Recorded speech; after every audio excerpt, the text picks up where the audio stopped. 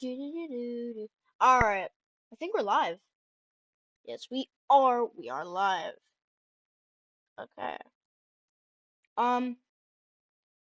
All right, guys. So basically, what we're doing today is we're going to be live, or we're going to be watching some Zach D films or his story. I don't know. You might want to get me to check out his story. I have no idea, but let me make sure the thing is running. You might hear echo, but don't mind that.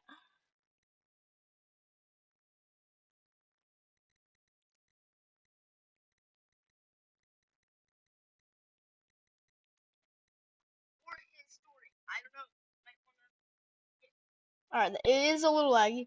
Hold up. Wait. Wait, I'll be right back.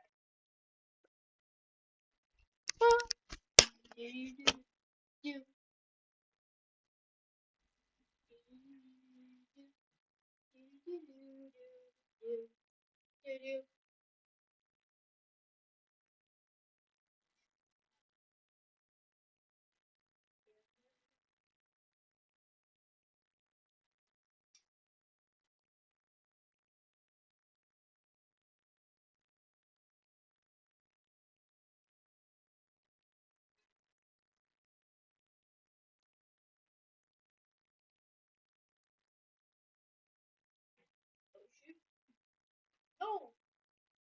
Crap, chat. Give me a second. There we go.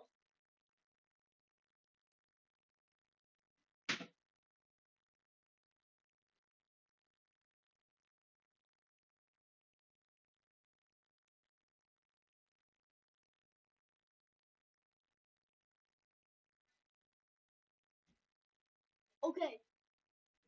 You're back, bro.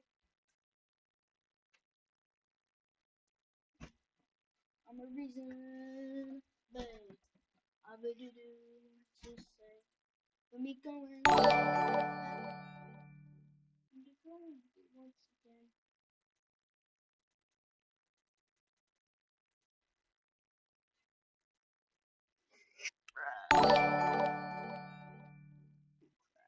Ooh, shit.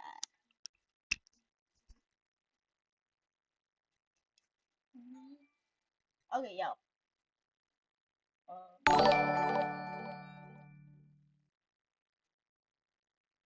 Yeah. Um, my bad.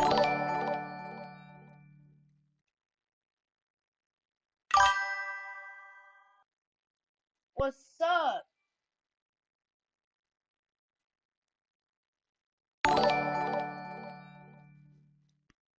Okay. What's up? Okay, guys. I guess we can start the video now because we have someone here.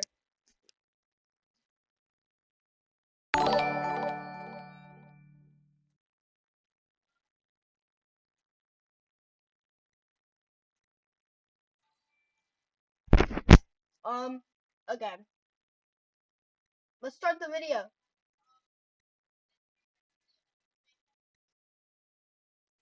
Behind it, the next one is already forming, meaning the snake. He tucked his hand close to his body on the first day of his new school. You see, it was only partly formed, and he was afraid the other kids would laugh and stare. But after the teacher told the class about it, they didn't make fun of him. They started sketching. They designed a model of a prosthetic, 3D printed it out, and built it to open and close. They placed it on his arm. Then someone tossed him a ball, and for the first time in his life, he caught it with his right hand.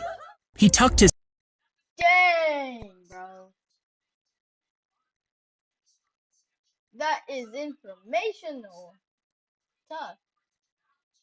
If you put 4 T's inside the box like this, 2 will always be left over. And even if you turn them on their side, you still can't fit more than 4. So how do you cram them all in? Well, you start by placing 1 T flat at the bottom. and stand one upright, sliding it all the way to the right until it locks below the flat T like this. Then do the same on the left side and fit the last 3 in one at a time, sliding the stem of each into the gaps in the middle until they all fit perfectly.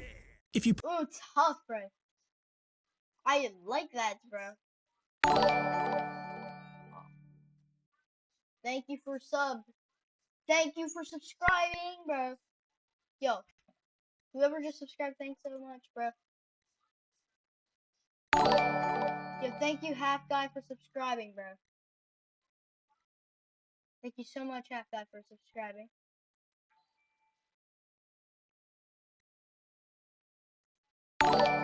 Thank you so much. Oh, he, I guess subscribed again.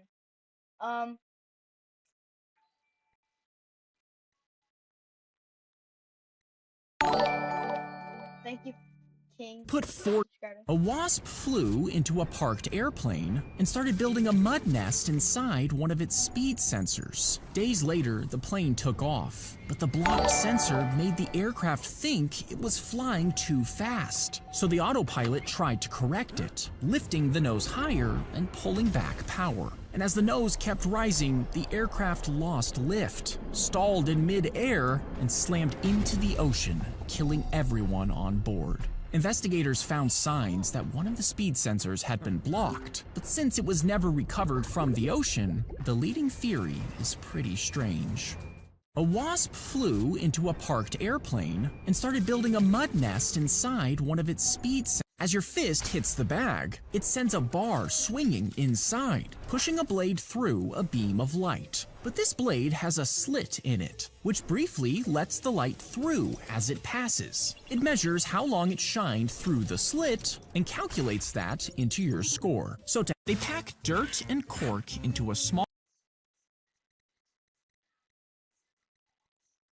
As your fist hits the bag, it sends a bar swinging inside, pushing a blade through. Yo, I'm lagging! Bro, If you cut 2 slits in a piece of paper, then bet someone that they can't rip them both at the same time, they'll probably grab both sides and pull. And since the cuts aren't exactly perfect, one side will start to rip before the other. As soon as it does, that becomes the easiest path for the rip, forcing one side to tear off first every time they try. But when you do it, grab both sides with your hands and the middle with your mouth, which is how you win the trick and ruin a friendship. If you cut 2 slits in a piece, they strung up a fishing line, connected it between the city structures until over half of Manhattan was surrounded. A rabbi will drive around and inspect it before the Sabbath, and if he spots a break, a special crew will fix it before sundown on Friday. Because during this time, observant Jews can't bring anything out the door of their house, meaning they won't be able to carry their wallets outside or even bring their own babies outside. But the wire acts as a closed boundary, turning that part of Manhattan into one giant private area, making it easier for Jews to do things while they technically stay inside. They strung up a fishing line. alright, tough, bro. Let's watch some history, because I feel like, yeah, I feel like he is like really popular.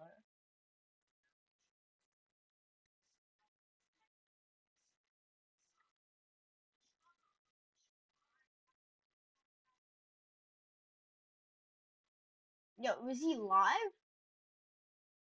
What? My cue at the pool table when my stepdad slammed his beer down and yelled across the garage, "Hey kid, I'll buy you a brand new car if you can sink that 8 off 3 rails, but if you lose, I take your car for the month." I set my chalk down and walked across the garage. My mom grabbed my arm and stopped me. "You don't have to do this," but I shrugged her off. "Mom, I've made that shot 100 times." I walked past her and stopped in front of my stepdad. "Say it again so everyone hears it." He grinned at his buddies and repeated it word for word. I shook his hand. "You're on. I I lined up the cue ball slow, making sure every guy at the table was watching. I extended my arm and hit the cue ball. It came off my stick clean and caught the first rail at exactly the angle I wanted. Then the second and third rail. It hit the 8 ball, which rolled soft across the table toward the corner pocket. I was already picking the car color in my head, but that's when my stepdad shoved his hip into the table. The 8 bounced off the line and drifted toward the rail instead. I didn't move. He laughed into his beer. The kid actually thought I'd buy him a car. My mom started to say something, but he waved her off. "Stay out of it, Linda. You raised him too soft as it is." He walked over, picked up my keys, and dropped them in his pocket. "You're walking to school for the next month. Maybe that'll teach you how a real bet works." Then he chalked his own cue and started running balls just to drag it out. One of his buddies, this huge guy named Vince, started cracking up in the corner. My stepdad froze with the cue halfway back. "Did I say something funny, Vince?" Vince shook his head and pointed his beer past him at the table. My stepdad turned around slow. The 8 ball was sitting in the corner pocket. He walked over and stared down into the pocket. "No, there's no way." Vince was wheezing now. "You knocked it in yourself. Your own hip put it in." The whole garage caught on and lost it. He dug my keys out of his pocket and slid them on the counter. I picked them up and patted him on the back. "When are we getting that new car? Maybe now you know how a real bet works." The girls from my class screamed because a famous singer was coming to visit our high school. He was supposed to get here any minute, but when I Very tough. saw our teacher, don't want to mess with his dad. This is like just so tough, bro. Only bangers, dude. He said it himself. He's built different, the teacher lied. They slammed the doors behind us. Police officers were waiting inside, telling us to sit down. We were all really confused, but when police dogs started searching us, I knew something was wrong. Then, our principal yelled, "Everyone with a gray shirt, come down immediately." They all walked down, and the cops took them outside. Now we were scared. We had to sit there for hours, not even getting to eat lunch, and people were furious. One guy tried to fight one of the cops, but they slammed him on the ground and put him in handcuffs, telling everyone to stay calm. People were crying, calling their parents saying they were scared, but they couldn't even get to us. Police were completely surrounding the building. "Just tell us what's happening." The principal finally grabbed the microphone. He was sweating, and we could tell he was scared. "Students, there is currently an active bomb threat in the bathrooms. Mr. Brown confirmed it. Nobody is allowed to leave." Everyone went completely silent and started freaking out. They started flooding towards the exits. "Let us out," but the police were tackling them. They were fighting the cops. Parents started trying to break down the doors, and everyone was panicking. But when one guy stood up, Mr. Brown saw his gray shirt under his hoodie. There he is!"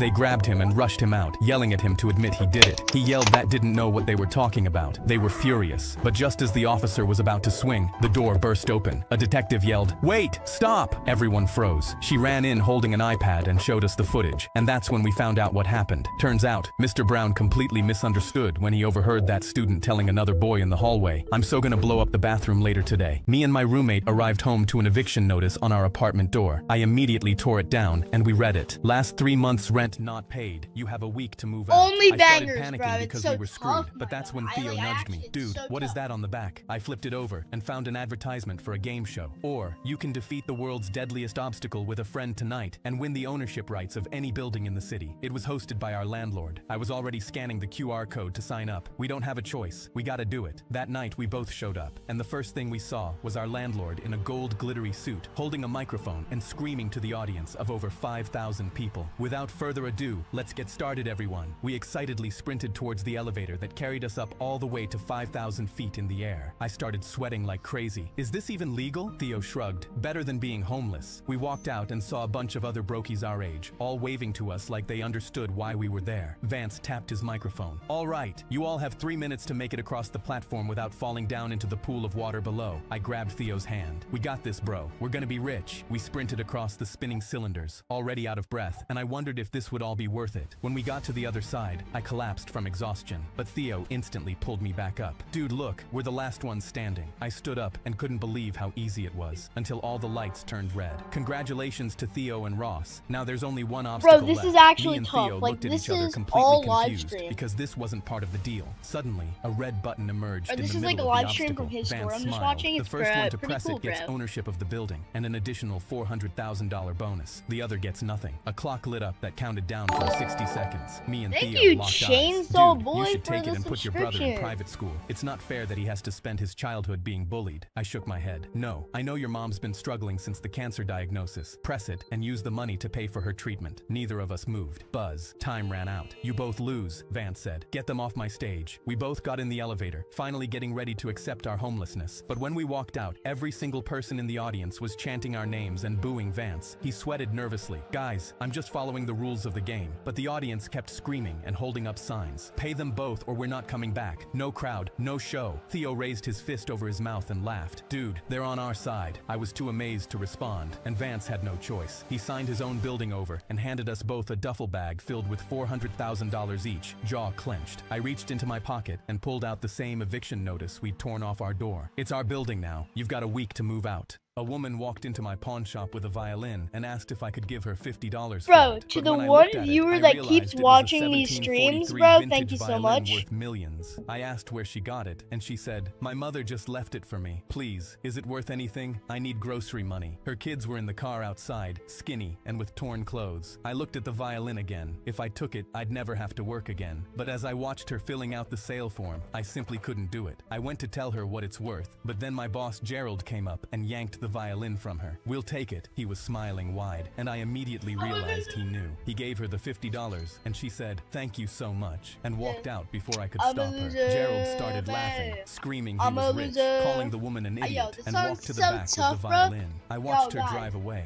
and when I looked is over, actually Gerald tough. was already taking pictures of the violin, planning to sell it. I couldn't believe it, and waited until he went to the bathroom. I quickly snuck in his office and grabbed the violin. I then took the woman's sale form she'd put her address down, and immediately ran out. I drove to her house while Gerald called screaming the whole way. I knocked on her door and saw her kids behind her, trying to cut up cardboard boxes into clothes. I explained to her that her violin was worth millions. Her jaw immediately dropped. She took the violin and started crying. I was happy, but then I saw a text from Gerald saying I was fired. I didn't care at first because I'd done the right thing. Until 4 weeks passed. I hadn't found a job and was short on rent. I swallowed my pride and went back to beg for my job. Gerald smirked. "You can have your job back, but only if you go and get the violin off the woman." I didn't want to do it, but my rent was due tomorrow. I was deciding what to do when I heard the doors open. The woman walked in, but she was holding an envelope. She gave it to me, and when I opened it, I saw a check for 25% of $4 million.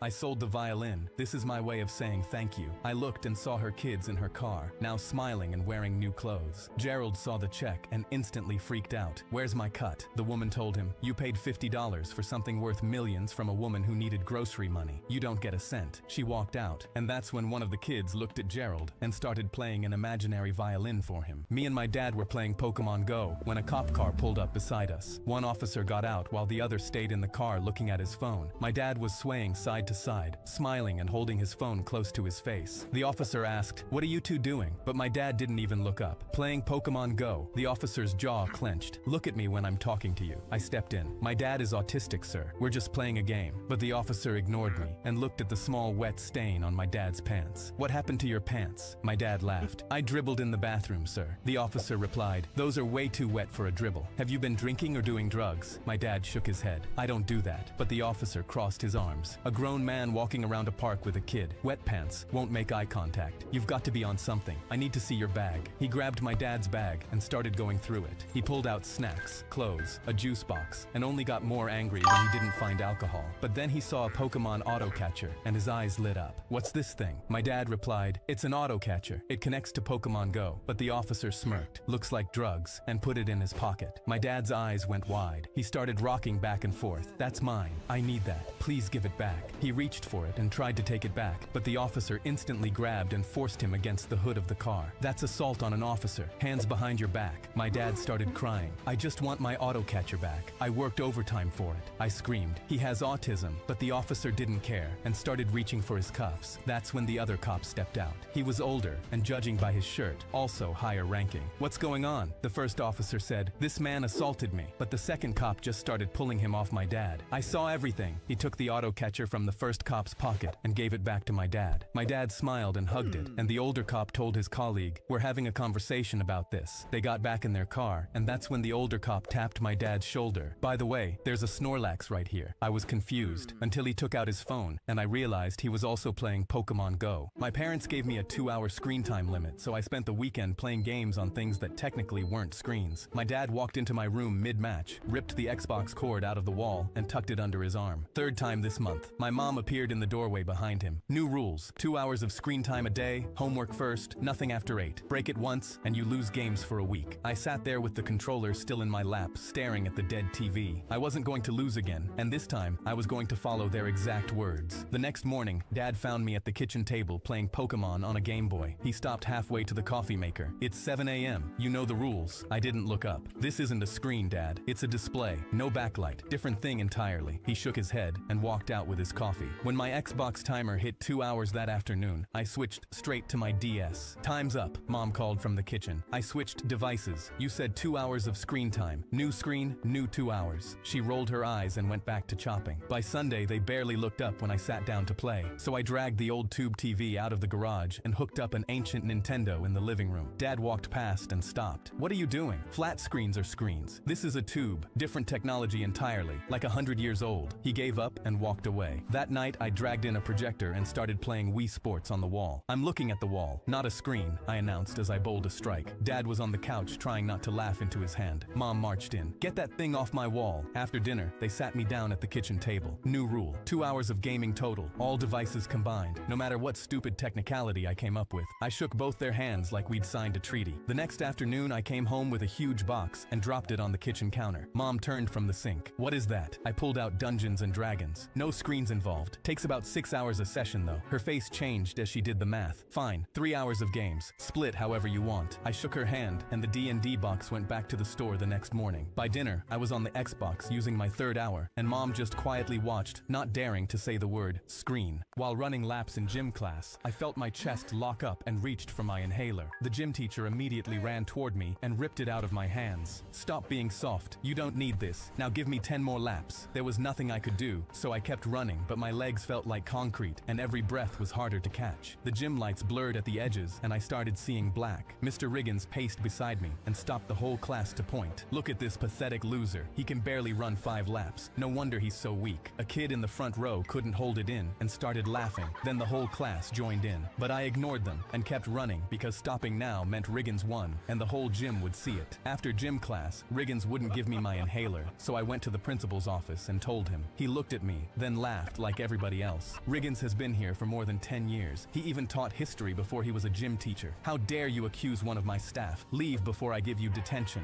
The next day, Riggins called me out again. Move it, asthma boy. Or do you need mommy to carry you? The class laughed again. I locked my jaw, ran my laps, and didn't say a word, but I was done. Something the principal had said stuck with me, so I went to the library and looked through the staff directory and clicked Riggins's name, just as I thought, certified in history, not PE. Then I looked over the policy handbook and found it. That's when I knew I had him. I walked into the principal's office, and before he could say anything, I slammed the policy handbook on his desk. Mr. Riggins is certified in history, not PE, and the handbook says non-certified staff aren't allowed to administer physical discipline. So you either do something about it, or I report you to the Board of Administration, and both of you can be fired. Next morning, the gym doors swung open mid-warm-up, and the principal walked straight to Riggins. You're fired. I need your office cleared out by noon. Riggins just stood there, scratching his head. This is ridiculous. I've been running this class all year. I thought we were friends. I'm sorry. Rules are rules. You were never certified to run this class. You can't do this. The principal pointed to his office. Don't make this harder than it is. Grab your things and leave. Riggins walked into his office, grabbed his bag, and walked out of the gym with his head down. Weeks later, I saw him working at a sports store. I walked in, looked him dead in the eye, rolled up the middle finger, and asked if he carried inhalers. My brother looked me dead in the eye and said, "The only superpower you have is being annoying." I slammed the front door and ran down the street. I was 6 blocks from home, still crying, when a white van pulled up beside me. Before I could react, the door slid open, and a man in a ski mask grabbed my arm. "Don't make a sound." He yanked me into the back seat, locked the doors, and pulled onto the highway. I pressed myself against the window and watched my neighborhood disappear. I begged him to let me go, but he just laughed. That's when I heard my brother's voice in my head. "The only superpower you have is being annoying." I wiped my face on my sleeve and scooted forward. "Did you know that a group of flamingos is called a flamboyance?" He told me to shut up. "I just thought you would want to know." He said nothing, so I sang the SpongeBob theme twice, replacing every other word with the word Bologna. His knuckles went white on the wheel. "Do you have any snacks?" He said no. "That's kind of rude." I demonstrated my loose tooth with my tongue for a full minute. "Are we going to your lair? Is that where you keep the snacks? I started crying for real because I hadn't fed my fish Gerald before I left. He asked who Gerald was. He's my fish. He said Gerald would be fine. You don't know that. I cried louder. He cranked the radio to drown me out. Then I sneezed and accidentally spit on the back of his neck. He pulled over so fast the tires scraped the curb. He got out, opened my door, and pointed down the road. Your neighborhood is that way. Go. I climbed out. Wait, I said. He froze. Do you want to know what a group of owls is called? He got in without closing the door and floored it. I watched him run a red light getting out of the neighborhood. When I got home, my brother was still on the couch. I walked straight past him. You were right, I said. It is a superpower. Gerald was fine. A young kid walked into my pizza store carrying a PS2, then plugged it into the TV in the top corner and started playing without a word. I asked, "Aren't you gonna buy anything?" But he gripped his controller tighter. "No, sir, I have no money. My parents kicked me out, and this console is the only thing I own. I came in because it's safer than being on the street." I noticed his ripped shirt and ribs showing, and my heart broke. I immediately heated up the biggest slice on the house, but his face dropped. "I don't want any trouble, sir." I pushed the pizza forward. "I mean it, no catch, and call me Tom." He almost teared up and grabbed the slice, eating like he hadn't in days. "I'm Jackson, by the way." I looked up at the TV screen. I used to be obsessed with that Mortal Kombat game. I've been stuck on the boss battle for weeks. I pulled up a chair and grabbed the controller. "Let me show you. Never use your power up too early." We sat for over an hour, and when the boss finally dropped, Jaxub shot up and high-fived me. But then the door aggressively swung open, and a man with red, angry eyes stumbled in. "Jackson, I told you when you get your punk ass out of my house, leave the PlayStation. I told you I'm selling it to pay my dealer back." Alcohol reeked from his breath as he stumbled towards the console. Jackson immediately cowered. "Yes, I'm sorry, Dad, you can take it. You're lucky I'm not whooping you for this, Jackson." The man reached for the console, but I immediately stepped in his way, my arms crossed. "You're not taking that." His eyes went wide and he got in my face. "And who you are, move." He reached past me, but I instantly pushed him back and grabbed a knife off the nearby counter. "Get the f*** out of my store, or I swear your ass is about to become a pizza topping. I'll go to jail if I have to, but you're not touching Jackson or his console." His jaw clenched, but he just pointed at Jackson. "You're no longer my son." He slammed the door on his way out. I looked back at Jackson, his whole body shaking in fear. I thought he was going to hit me. "Thank you." He lunged to hug me, and I realized I needed to help him. "Do you want to stay at mine tonight? Bye, I have a spare everyone. room, I'm and in the gonna morning end the you can help live me open up because shop." I'm having His some mouth Wi-Fi dropped. problems. "You'd do that for me?" So, I I'll said see you guys yes, later. and his lip immediately started quivering.